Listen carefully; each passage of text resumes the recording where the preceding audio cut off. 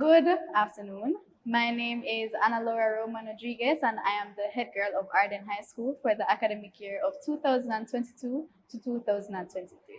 Here with us, we have Captain Devon Harris.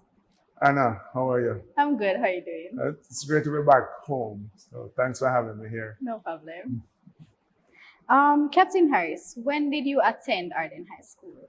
Oh, way back. I was here from 1977 until 1984. So just the other day. I guess I guess it's perspective, right? Perspective. Yeah. But as I was telling you earlier before we started, it ranks up there as one of the best 7 years of my life. I thoroughly enjoyed my time here. That's lovely. That's lovely. I can definitely attest to the best 7 years for it, because as I'm about to leave, looking back, it's just like, wow, 7 years. It seems like a lot, but it doesn't feel like that much. I mean, I guess when you just start, it seems like a long time. It does. But yeah, reflecting and looking back, is the time just went. Right. Can you describe what your involvement in athletic was like when you were at Ardenne? Where do I start? When I came to Ardenne, my favorite sport was football, soccer. Right. In fact, my nickname is Pele, right. A name I brought over from primary school. Really wanted to represent Ardenne in football, but back then I didn't have shoes, I didn't have soccer boots, I played barefooted, and you needed to have soccer cleats to play. So I started hanging around with the track team, run about second form, and in third form I joined the track team.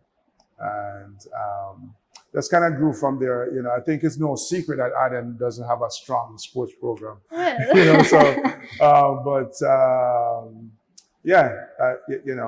course, represented the school in at boys' champs a couple of times.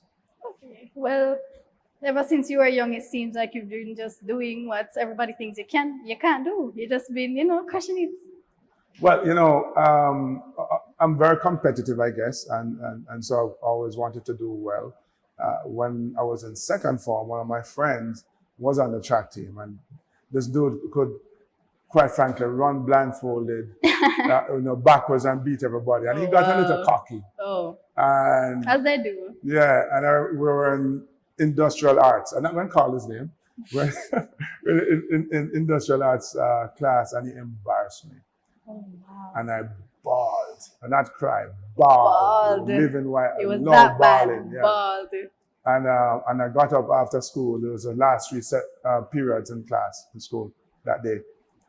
Didn't even wait till the teacher dismissed the class. I just got up, pick up my bag, walked by myself to halfway tree, and I promised myself I was going to join the track team the next year, train hard, and beat all of them. And you did. And I did. And you did. There you have it. But I thank him for the inspiration. Of course.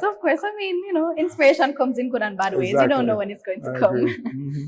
But when you were here, who were the people that inspired you? So like coaches, your teachers, your friends, who were the people that inspired you to do what you did? Yeah, well, so many different. If you talk about sports, yeah, that's off the top of my friend who embarrassed me. But then there's this dude, Richard Taylor. We call him Brownie. He was light skinned, right. Whatever name.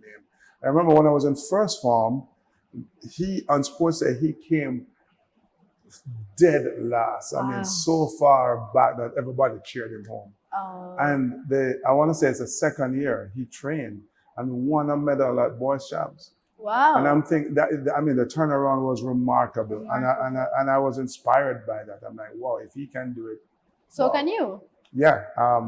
But then there are other guys when I started hanging around with the track team, Horace Lynch, Dougie, all of those guys, Noel Brown. There were two. We actually had 2 Noel Browns at the time. Wow. One fast Noel Brown and a slow motion. But just seeing them made me want to do something for the school. And then on the sports side, our track coach, Mr. Johnson, when I was in third form, I started.